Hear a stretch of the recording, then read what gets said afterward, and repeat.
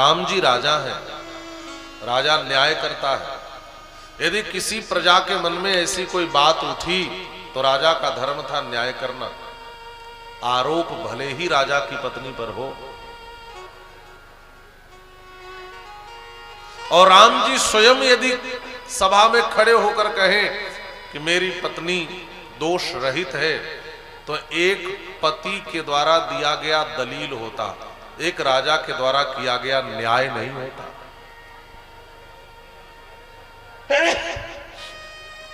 इसीलिए श्री भवभूति ने लिखा है,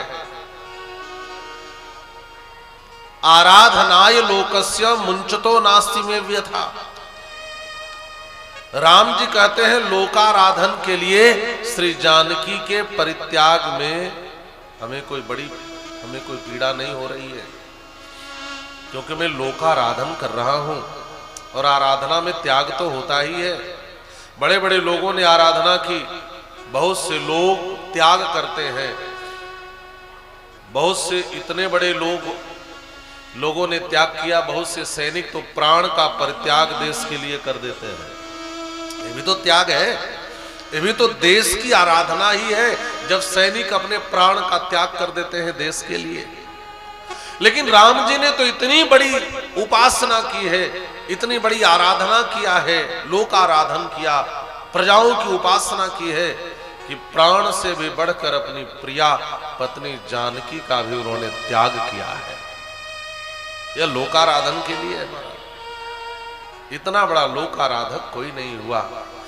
इसीलिए राम जी से बड़ा राजा कौन हो सकता है महाराज, जो अपनी प्रजा को इतना महत्व दे। आज भी कोई किसी पे आरोप लगा दे तो तुरंत निर्णय नहीं होता है। कोई तीसरा कहे कि नहीं नहीं यह निर्मल है, निष्कलंक है, तब वह बात स्वीकार्य होती है। और महर्षि वाल्मीकि के आश्रम पर भेजा है राम जी ने।